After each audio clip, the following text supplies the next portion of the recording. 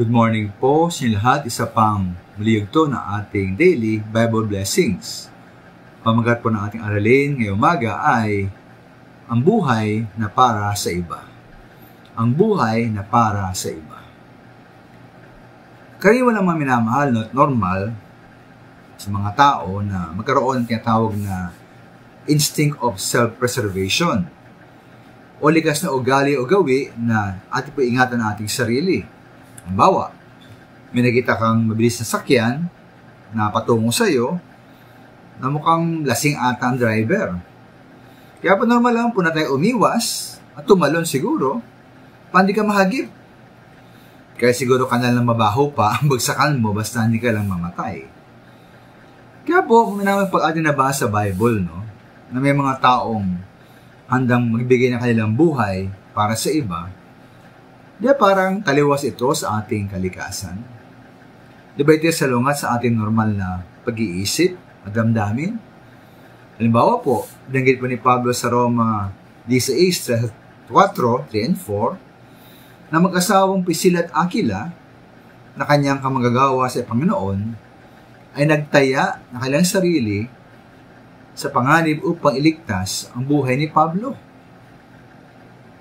Sabi na po ni Pablo sa unang Thessalonica 2:8 na dahil po sa laki ng pagmamahal nila Pablo sa mga taga-Thessalonica, nilamang nila inihandog ang kanilang sarili sa pangaral ng magandang balita, kundi maging ang kanilang buhay ay ihandog din nila.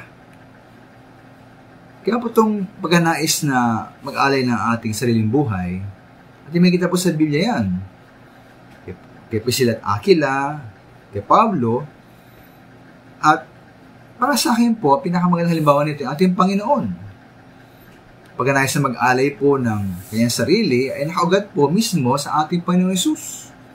At ang kanyang ginawa para sa atin.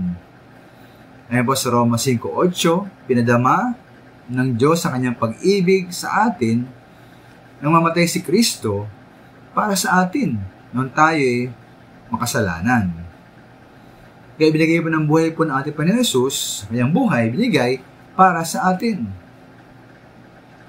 Kaya mga minamahal ang Kristiyano, ay may hambing ko sa isang matandang puno.